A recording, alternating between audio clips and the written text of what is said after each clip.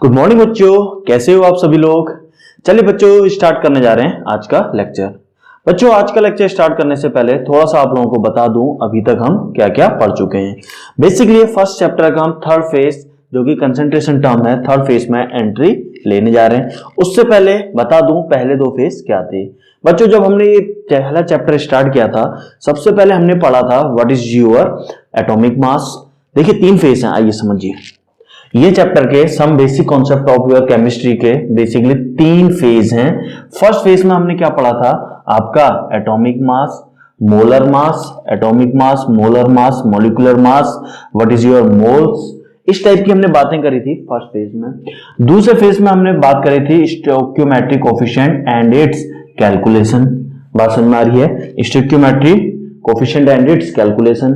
यहां हमने देखा था बच्चों व्हाट इज योर क्या percentage yield, what is your percentage purity, what is your mixture analysis हमने एनालाइज किया था। हमने देखा था आपका क्या, आपका लिमिटिंग रिएजेंट क्या होता है।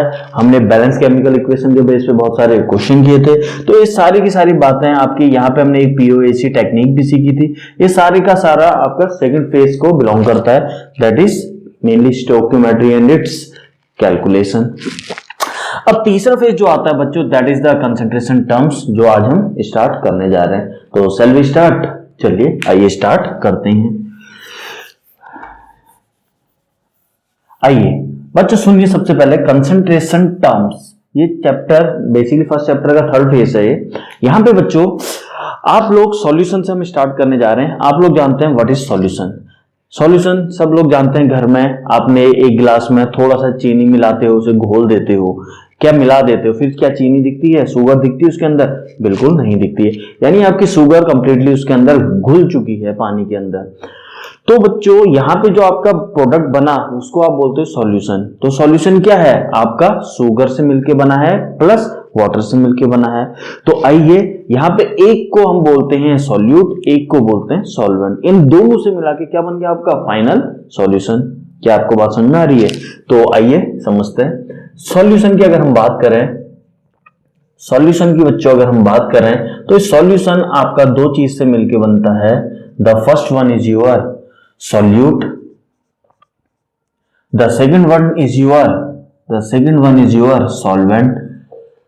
बच्चों अब यहां पे मैंने जो आपको एग्जांपल दिया, पानी में शुगर मिली हुई है, उसमें पानी जिसमें मिला रहे हैं, सुनिए जिसमें मिला रहे हैं वो होता है सॉल्वेंट।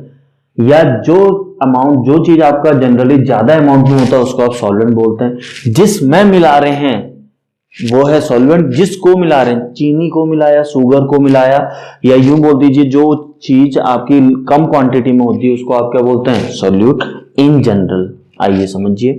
तो सॉल्यूट यहां पे डेफिनेशन क्या हो गया, द क्वांटिटी, सॉल्यूट क्या है, the quantity which is present, which is generally, word लगाना बहुत ही जरूरी है, which is generally present in less amount is known as, समझ चुके हैं आप क्या, is known as solute। तो बच्चों आइए समझते हैं। तो यहां पे सॉल्यूट का अगर जो अभी मैंने एग्जांपल दिया उसमें आपकी शुगर आपने मिलाई तो वो सॉल्यूट हो गई है। यहां पे द क्वांटिटी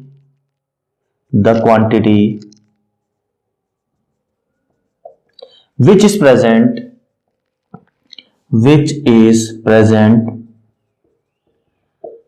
in किसमें, larger amount, which is present in larger amount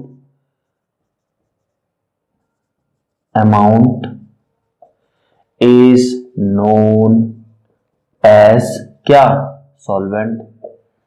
बच्चों एक वर्ड लगा लेना विच इज जनरली, मैं इस वर्ड को बार बार फोकस क्यों कर रहा हूं अभी समझ में आएगा आपको। Generally, which is generally present इन, आइए समझिए। इतनी बात तो आप समझ चुके हैं। तो अच्छा चलिए आपको समझाते हैं। एग्जाम्पल के तौर पे जो हमने लिया था वो ही ले लेते हैं। एग्जाम्पल 1 क्या लिया था, थोड़ा सा शुगर ले ली है, मान लीजिए 2 ग्राम शुगर मैं आप प्लस वाटर कितना लें, चलिए ले लेते हैं 200 ml वाटर H2O। बच्चों डेफिनेटली ये क्या है, शुगर कम अमाउंट में प्रेजेंट है, 2 ग्राम है, तो आप इसे बोलेंगे ये है सॉल्यूट, ये है सॉल्यूट, एंड बच्चों ये है सॉल्वेंट। इस डेफिनेशन के अकॉर्डिंग बच्चों अगर मैं आपको समझाऊं इन जनरल आपका सॉल्यूट क्या होता है, सॉल्वेंट क्या होता है, इन डेफिनेशन से हटके जिसमें आपका अमाउंट घुलता है, जिसमें लेट अस सपोज मेरे पास पानी है, पानी में चीनी घुल रही है, तो जिसमें घुलता है वो है सॉल्वेंट, जिसको घोल रहे हो वो है सॉल्यूट। बात समझ में आ गई? आइए अब समझिए। देखिए पहला एग्जांपल आप लोगों ने बताया, अब अगर आपको इतना क्लियर हुआ तो ये क्वेश्चन मैं पूछूं आपसे, चलिए बताइएगा। एग्जाम्पल 2, मैंने कर दिया 200 केजी शुगर प्लस वाटर कितना, अगेन उतना ही वाटर, 200 ml वाटर, 200 ml होता ही कितना है पता, उसमें 200 KG sugar. Oh my God, क्या आप समझ पा रहे हैं? अब बच्चे क्या करते हैं, बच्चे कहते हैं फाइनल सॉल्यूशन क्या रहेगा, जब आपने पानी और ये मिलाया, शुगर मिलाया, तो क्या होगा, सबको लास्ट में पानी एब्जॉर्ब हो जाएगा, सबको ऐसा लगता है ज्यादा फाइनल क्वांटिटी क्या शुगर बची है, तो शुगर क्या है, वो उन्हें लगता है कि शुगर में पानी घोला है। शुगर में पानी घुलेगा कहीं या पानी में शुगर घुलेगी, आप ये बताइए। तो बच्चे यहाँ पे इस डेफिनेशन के अकॉर्डिंग गलत कर देते हैं। तो बेसिकली यहाँ पे होता क्या है एक्चुअल में, अगर आपको बताऊं, यहाँ पे बच्चे इसको समझ गए, आप लोग क्या आंसर दे रहे हैं, लेकिन एक्चुअल में अभी भी आपका ये सॉल्वेंट ही है बच्चों, अभी भी ये सॉल्वेंट ही है। क्यों ऐसा लिख रहा हूं मैं, द रीजन बीइंग ये क्या है, सॉल्यूट। द रीजन बीइंग सुनिए, यहां पे आपने पानी में इतनी ज्यादा शुगर मिलाई, तो जितनी भी शुगर इस वाटर में घुलनी थी वो तो घुल चुकी है, बाकी बची हुई आपको एक्स्ट्रा दिख रही है। बात समझ में आया? तो घुल तो अभी भी शुगर ही रही है, थोड़े से पानी में, थोड़े से पानी में इसका थोड़ा सा अमाउंट घुल जाएगा, बाकी शुगर ऐसा ही दिखेगा। तो आपको लगता है उल्टा, लेकिन असल में घुला क्या, शुगर ही घुली ना पानी में। तो कहने का मतलब है ये अगेन सॉल्यूट है, ये सॉल्वेंट है, यानी इसका मतलब इस डेफिनेशन में बदलाव की जरूरत है। बात समझ में आ रही है? तो इसीलिए लिखा है क्या, जनरली, इसीलिए लिखा है क्या, generally, which is generally present in larger amount is known as solvent. ये जनरली है, जनरल में लगा सकते हैं, लेकिन हर जगह फिट नहीं बैठेगी। यानी ये फिट कब बैठेगी ये जानना बहुत जरूरी है, तो नोट करके लिखवा देता हूं, नोट। यहां पे देखिएगा, these definition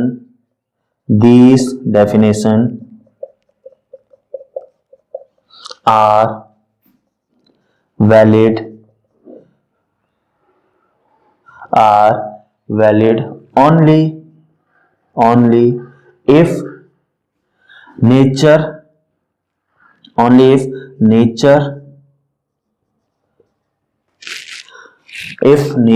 of solvent and solution is same। आइए बच्चों इसको समझते हैं। ये क्या कहा, जब इनका नेचर सेम होगा, नेचर मतलब क्या है बच्चों, अगर हम वाटर की बात कर, अगर हम लिक्विड की बात कर रहे हैं, तो तीनों हमने दो को लिक्विड करा, और फाइनल सॉल्यूशन भी अगर आपका लिक्विड आता है, इन दैट केस ये लार्जर एंड स्मॉलर वाला कॉन्सेप्ट लगा सकते हैं। फॉर एग्जांपल अगर मैं आपसे बोलूं, लेट अस सपोज आपने क्या किया, आपके पास वाटर है, 1 गिलास वाटर, उसमें आपने 1 ढक्कन अल्कोहल मिला दिया। फाइनल देखिए, फाइनल सॉल्यूशन देखिए, सॉल्यूट क्या है, अल्कोहल, एंड सॉल्वेंट क्या है, वाटर, दोनों लिक्विड फॉर्म में। फाइनल सॉल्यूशन जब आप मिला दोगे वो भी वाटर, तो तीनों सेम फेज में जब होंगे तो तब जाके आप लार्जर और स्मॉलर कॉन्सेप्ट यानी ये डेफिनेशन लगा सकते हैं। बात समझ में आ रही है? तो फाइनल सॉल्यूशन जो बनेगा उनको मिला के वो भी सेम नेचर का होना चाहिए, सेम फेज का होना चाहिए। सिमिलरली सॉलिड का आप देख सकते हैं, प्रोवाइडेड नेचर सेम होना चाहिए, उन तीनों का फेज सेम होना चाहिए, फाइनल सॉल्यूशन मिलाने के बाद उसका नेचर सेम होना चाहिए। बात समझ में आ गई? या बोल दीजिए सॉल्वेंट का नेचर होना चाहिए। चलिए, तो यहां पे फेस नेचर मतलब है if nature of solute, solvent and solution is same. Nature मतलब फेज, फेज मतलब क्या होता है, solid liquid gas, solid liquid gas. बात समझ में आ गई, तब ये डेफिनेशन वैलिड है। तो एक्चुअल डेफिनेशन क्या होगी बच्चों, तो हम वो एक्चुअल डेफिनेशन देखने जा रहे हैं, उससे पहले इतना नोट की। तो बच्चों अपडेटेड डेफिनेशन देखने जा रहे हैं हम किसकी, सॉल्वेंट की। तो सॉल्वेंट की अपडेटेड डेफिनेशन क्या है, सुनिए बच्चों, the compound which is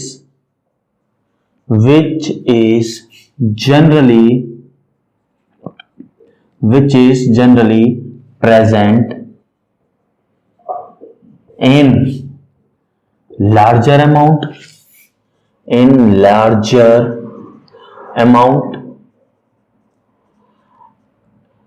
and have same physical state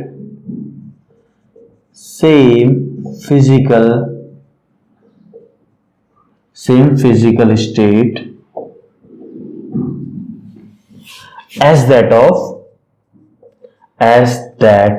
of final solution। तो बच्चों शायद आपको समझ में आ चुकी होगी डेफिनेशन। फाइनल सॉल्यूशन, अगर आपको दोनों को मिला के फाइनल सॉल्यूशन लिक्विड आ रहा है तो इसका मतलब सॉल्वेंट भी आपका लिक्विड होगा। बात समझ में आ रही है। तो सॉल्वेंट की डेफिनेशन क्या हो गई, सॉल्वेंट वो क्वांटिटी को बोलोगे आप जो लार्जर होगी, एक एस्पेक्ट ये चेक करोगे, प्लस मिलाने के बाद उसका जो फाइनल सॉल्यूशन का जो नेचर होना चाहिए वो सॉल्वेंट का नेचर जैसा अगर है, देन यू कैन क्या होगा, तो वो आपका सॉल्वेंट कहलाएगा। क्या आपको इतनी बात समझ में आ चुकी है। चलिए एग्जाम्पल देखना चाहेंगे, आइए देखिए एग्जाम्पल। अल्कोहल मिला लीजिए, चलिए 5 ml अल्कोहल, कुछ भी ले लीजिए, ethanol and all, plus 200 ml water में। कुछ बच्चे कहेंगे बहुत ज्यादा पानी मिला दिया, कुछ चढ़ेगी नहीं, बहुत बढ़िया, 200 ml वाटर। बता दो बच्चों, देखिए इन दो को मिला के ये भी लिक्विड ये भी लिक्विड, साफ पता चल रहा है लार्जर क्वांटिटी में ये है, तो अभी लार्जर क्वांटिटी में है, फाइनल डिसाइड मत कर देना कि यही सॉल्वेंट होगा, पहले चेक कीजिए इन दो को मिला के फाइनल सॉल्यूशन क्या होगा, लिक्विड बनने जा रहा। हाँ, अब सॉल्वेंट का ही नेचर फाइनल सॉल्यूशन का भी नेचर बन रहा है। फाइनल सॉल्यूशन क्या बन रहा है, फाइनल सॉल्यूशन आपका बन रहा है क्या, लिक्विड फेज में ही है, यानी तीनों लिक्विड फेज में है, यानी फाइनल सॉल्यूशन का नेचर इसका नेचर सेम है। In that case larger quantity को आप डायरेक्टली बोल सकते हैं क्या है, ये आपकी सॉल्वेंट, ये आपकी सॉल्यूट। आइए बच्चों दूसरा केस देखिए, 200 ml alcohol plus 5 ml water, 5 ml water. अब बताने की जरूरत नहीं है, क्या ये क्या है, larger quantity of final solution भी लिक्विड है, तो हम इसको क्या बोलेंगे, सॉल्वेंट, एंड इसको क्या बोलने वाले हैं, सॉल्यूट। Is it clear. आइए, और आपके पास 200 ml अल्कोहल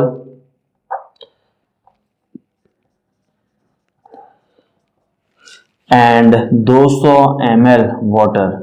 अब बच्चे यहां पे कंफ्यूज हो जाते हैं किसको सॉल्यूट लें किसको सॉल्वेंट लें। तो बच्चों यहां पे फाइनल सॉल्यूशन लिक्विड है, यहां पे आप किसी को भी सॉल्यूट किसी को भी सॉल्वेंट ले सकते हैं। यहां पे लिख रहा हूं here you can take, confuse होने की जरूरत नहीं है, any of these as solvent, any of these as solvent. क्या हवा लगी, शो। चलिए नोट कीजिए। आइए बच्चों अब समझते हैं what do you mean by concentration term. देखिए कुछ कंसंट्रेशन टर्म्स हम यूज करने जा रहे हैं अपने इस चैप्टर में, बेसिकली पूरी केमिस्ट्री में ये टर्म्स यूज होंगे।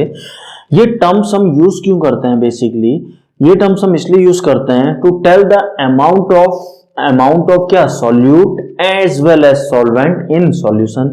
सॉल्यूशन में आपका कितना अमाउंट सॉल्यूट का है, कितना सॉल्वेंट का है, वो हमें देखते ही पता चल जाना चाहिए। तो कुछ टर्म से रिप्रेजेंट किया जाता है, हम उनको समझने जा रहे हैं। तो आइए लिखिए, चलिए पहले डेफिनेशन लिखवा देते हैं कंसंट्रेशन टर्म्स की। कंसंट्रेशन टर्म्स क्यों यूज किए जाते हैं? Are used, concentration terms are used to represent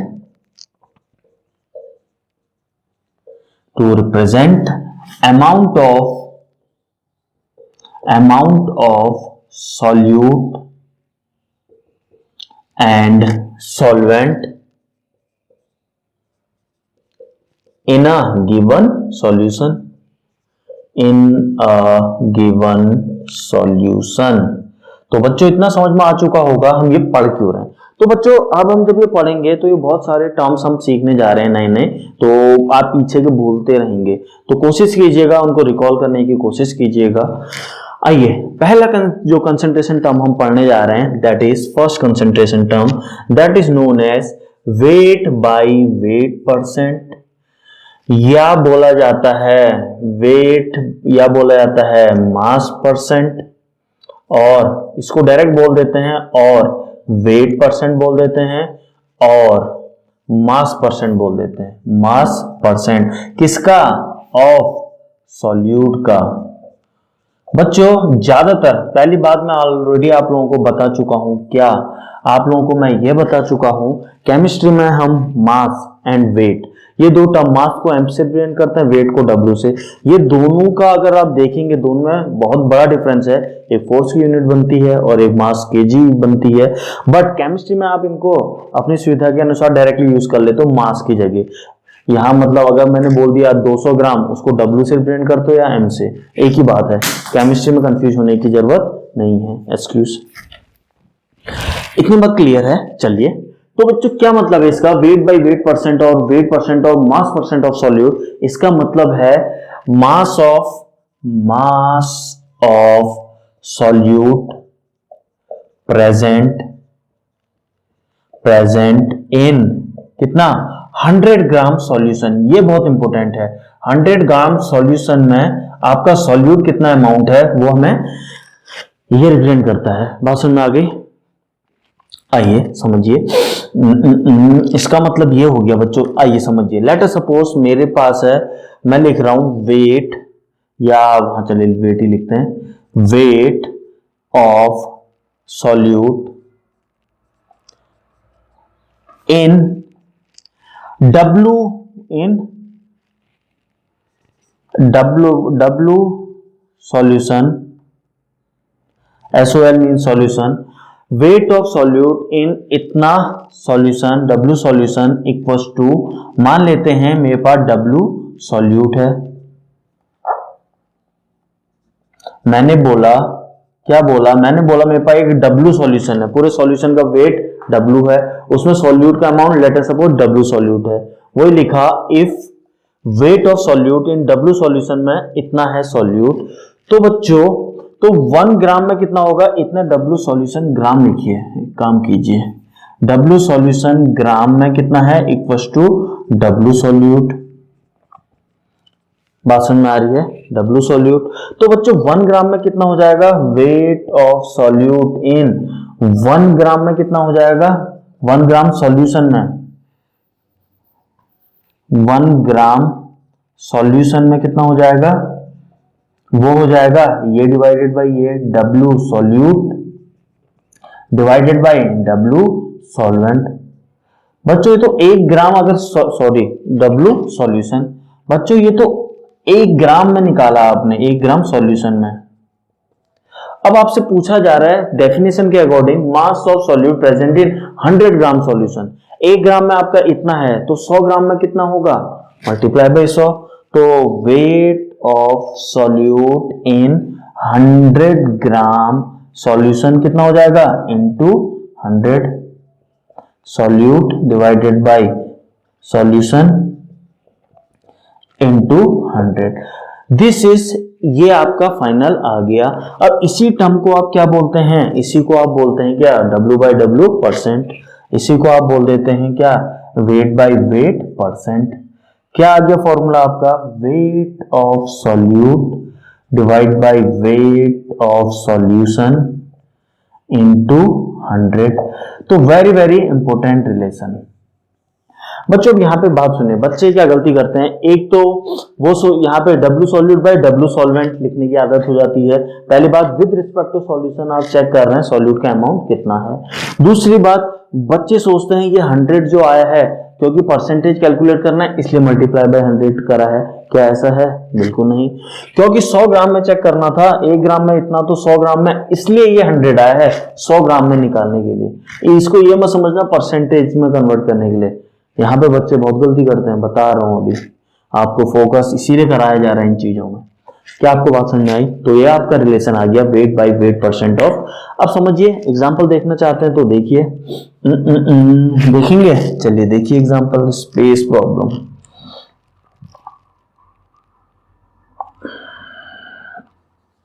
चलिए एग्जांपल, आपको कहीं पे दे दिया, 20,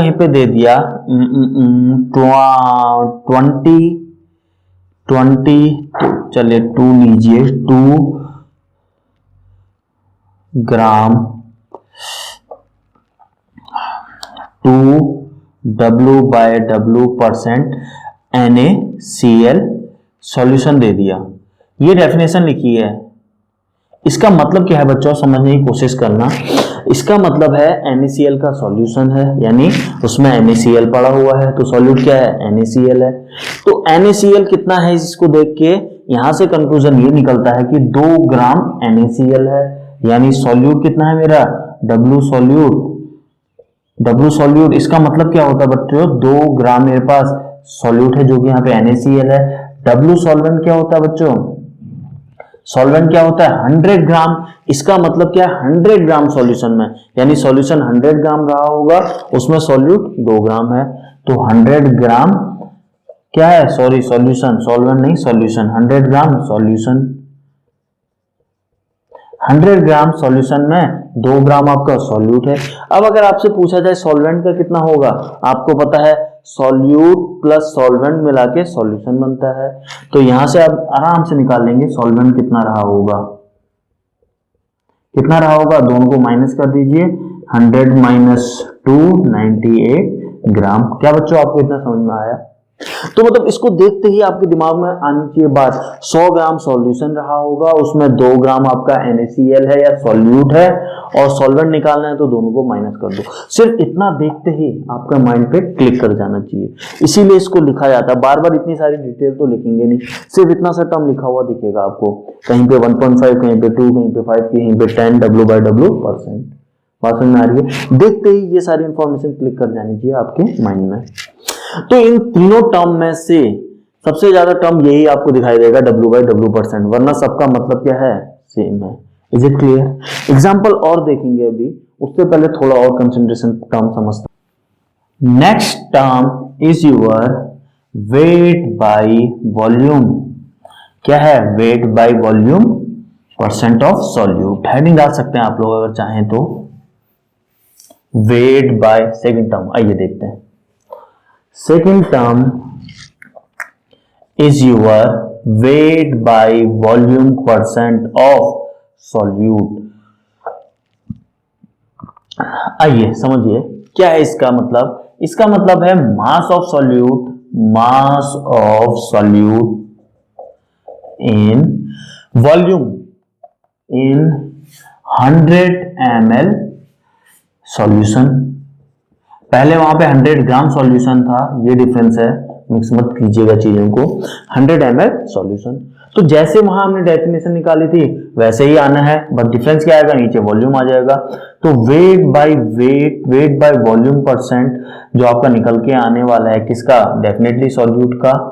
कितना आता है वो, तो वेट ऑफ किसका, सॉल्यूट डिवाइडेड बाय वेट नहीं, वॉल्यूम ऑफ सॉल्यूशन 100 ml लिखा है बच्चों, तो मैं ये बोल रहा हूं ये गलती मत करना, इनटू क्या आएगा 100। फॉर्मूला तो सेम वैसे ही आने वाला है, क्योंकि 100 ml के लिए निकालेंगे तो इनटू 100।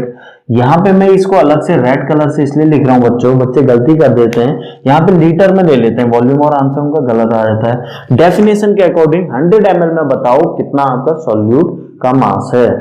तो बच्चों this is the expression of your weight by, is it clear? Similarly example देखना चाहेंगे, चलिए देख लेते हैं। यहाँ पे एग्जाम्पल देख लेते हैं। इसी के लिए आपको दिया हुआ है क्या, आपसे बोला जा रहा है 20% wait by volume of, again चलिए NaCl ही ले लेते हैं, NaCl सॉल्यूशन। जैसे ही आपने ये शब्द पढ़ा आपके दिमाग में क्लिक करना चाहिए क्या, इसका मतलब है 20 ग्राम सॉल्यूट यानी NaCl रहा होगा इन 100 ml सॉल्यूशन में। इसका मतलब सॉल्वेंट कितना होगा वो बाकी बातें बाद में करेंगे। इसका मतलब क्या हो गया, इसका मतलब हो गया सॉल्यूट कितना है, सॉल्यूट है आपका 20 ग्राम एंड आपका वॉल्यूम कितना है, वॉल्यूम ऑफ किसका, सॉल्यूशन का, वो है आपका कितना है, आपका 100 ml। ये दोनों इंफॉर्मेशन निकल के आती है फिलहाल जितना आपको पढ़ाया गया है। Is it clear? चलिए बच्चों ये रिलेशन आपका आया है, इसको हम फर्दर डेवलप करने जा रहे हैं। एक बात बताइए वॉल्यूम क्या होता है, यहाँ पे देखिए density equals to mass upon volume, सब लोग जानते हैं। तो वॉल्यूम क्या होता है बच्चों, मास अपॉन डेंसिटी। तो क्या इस रिलेशन को मैं ऐसे लिख सकता हूं, सॉल्यूट, क्योंकि सॉल्यूशन है तो यहाँ पे वेट सॉल्यूशन इनटू 100 पहले से चला आ रहा है, इनटू मैं क्या डेंसिटी किसकी, एक काम करते हैं डेंसिटी को रो लिखें कि डेंसिटी, चलिए डेंसिटी लिख लेते हैं, इनटू डेंसिटी किसकी, सॉल्यूशन की, वो भी किसमें, इन डेंसिटी किस में लोगे बच्चों, सॉल्यूशन किस में था, ml में था, तो डेंसिटी किस में लेंगे आपका ग्राम पर ml। गलती मत करना क्योंकि आपने यहाँ पे ml लिया है इसलिए यूनिट ये चलेगी। क्या किया, कुछ नहीं किया। वॉल्यूम ऑफ सॉल्यूशन को मैं लिख सकता हूँ weight of solution divided by density of solution, तो लिख सकता था। तो डेंसिटी को ऊपर ले गया तो ये ऊपर मल्टीप्लाई हो गई। अब मुझे एक चीज देख के ये समझ में आ रही बच्चों, ये टर्म मैं अभी थोड़ा देर पहले पढ़ के आया हूँ, और इसको बोलते हैं बच्चों आप wait by weight percent of solute into density D किसकी, सॉल्यूशन की, इनटू डेंसिटी सॉल्यूशन, वो भी किस में लेंगे आप समझ चुके हैं, ग्राम पर ml में, और ये नीचे ये तो ग्राम ही होता सब पता है आपको। तो एक नया रिलेशन आपका आ चुका है बच्चों ऑफ सॉल्यूट। तो कभी भी वेट बाय वेट परसेंट और and weight by volume percent, इन दोनों को रिलेट करना होता है तो एक टर्म डेंसिटी से मल्टीप्लाई करना होता है इसको। अब बच्चे गलती क्या करते हैं, बच्चे गलती ये करते हैं, ये डेंसिटी आपकी किसकी आएगी, सॉल्यूशन की, बच्चे सॉल्यूट की डेंसिटी लगा के क्वेश्चन गलत करके आ जाते हैं। दिमाग में ये जरूर बनाए रखना कि ये सॉल्यूशन की डेंसिटी है। क्या आपको इतनी बात समझ में आ रही है? श्योर। तो इस प्रकार हमारे पास हमने अभी क्या क्या पढ़ा, weight by weight percent of solute पहला formula, weight by volume percent of solute दूसरा फॉर्मूला, दोनों को रिलेट किया, दोनों फॉर्मूले को रिलेट इस फॉर्मूले से किया। इस प्रकार हमने अभी तक 2 टर्म पढ़े हैं और फॉर्मूले अगर बात करूं तो 3 फॉर्मूले पढ़ चुके हैं। क्या आप आगे देखना चाहेंगे? आइए बच्चों सिमिलरली थर्ड कंसंट्रेशन टर्म हम लोग पढ़ने जा रहे हैं। अच्छा बच्चों एक बात बताइए, यहाँ पे एक बात बताइए, अगर आपको इस क्वेश्चन में डेंसिटी दी होती, लेट अस सपोज किसकी, सॉल्यूशन की, डेफिनेटली सॉल्यूशन की अगर आपको डेंसिटी दी होती 1.2 ग्राम पर ml, तो क्या बच्चों आप इस फर्दर से इस इंफॉर्मेशन से एक्स्ट्रा कुछ इंफॉर्मेशन निकाल सकते थे?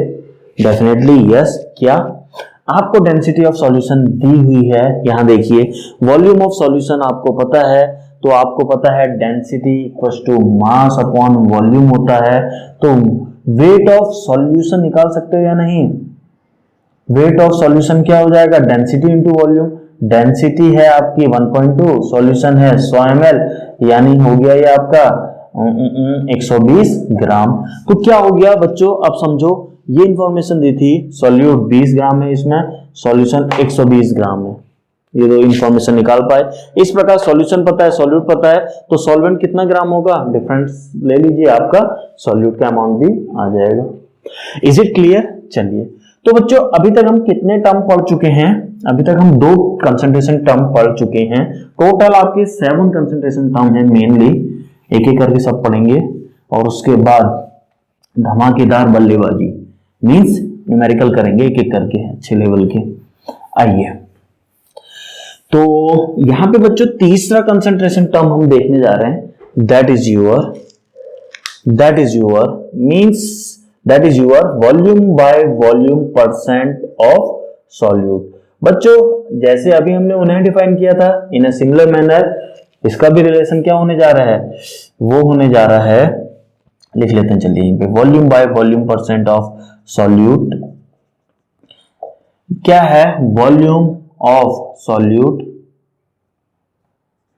Divided by volume of solution into 100। बच्चों वैसा ही आने वाला है रिलेशन। ये रिलेशन आपका बहुत कम यूज होने वाला है, लेकिन पता होना चाहिए, किसी क्वेश्चन में आ गया volume by volume percent of solute इतना दिया है, 20% वॉल्यूम बाय वॉल्यूम कहीं पे लिखा है और आपको इस डेफिनेशन का मतलब ही नहीं पता है, तो आप क्वेश्चन आगे प्रोसीड ही नहीं कर पाएंगे। तो पता होना जरूरी है, लेकिन आपको काफी कम न्यूमेरिकल में ये टर्म देखने को मिलेगा। क्या आपको इतनी बात समझ में आ रही है? श्योर। तो हमने 3 कंसंट्रेशन टर्म अभी तक पढ़ लिए। क्या आप चाहते हैं एक एक एग्जांपल देखा जाए, थोड़ा प्रैक्टिस की जाए? आइए देखते हैं। एग्जांपल रैंडम आपको बोला है, मान लेते हैं, चलिए क्या मान लेते हैं, मान लेते हैं 5 ml या चलिए ग्राम में लेते हैं, 5 ग्राम एल्कोहल प्लस 100 ग्राम वाटर। आपसे बोला जा रहा है find wait by weight percent of solute, यानी इस इंफॉर्मेशन को, ये जो इंफॉर्मेशन दी है वेट बाय वेट परसेंट के टर्म में लिखिए। तो आइए बच्चों, इसमें कौन सी बड़ी बात है, wait by weight percent of solute क्या होगा बच्चों, ऊपर आता है वेट ऑफ सॉल्यूट, नीचे आता है वेट ऑफ सॉल्वेंट इनटू 100। ये फॉर्मूला आपको पता है। सॉल्यूट आपको पता है एल्कोहल है, जो कि है 5 ग्राम है। सॉल्वेंट, सॉरी ये क्या होता है सॉल्यूट, ये सॉल्यूशन आता है, सॉरी माय मिस्टेक, ये यहाँ पे क्या आता है सॉल्यूशन। तो सॉल्यूशन कितना होगा बच्चों, ये है आपका सॉल्यूट, ये है आपका सॉल्वेंट, तो सॉल्यूशन इन दोनों को ऐड करके आएगा, फाइनल सॉल्यूशन इन दोनों का ही तो मिक्सचर है, तो 100 प्लस 5 105 इंटू 100। क्या आप निकाल सकते हैं कैलकुलेशन करके? श्योर, पक्का? तो यही था, इस टाइप के क्वेश्चन आपसे पूछे जाते हैं और आप अगर कर पाए तो बहुत ही अच्छी बात है। तो बच्चों this was all about today session. आज हमने 3 कंसंट्रेशन टर्म्स पढ़े। कल हम further next concentration terms like molarity, molality, volume strength, इस टाइप की बातें हम करने जाएंगे कल के लेक्चर में। टिल देन यहीं पे समाप्त करते हैं। Till then thank you and have a nice day.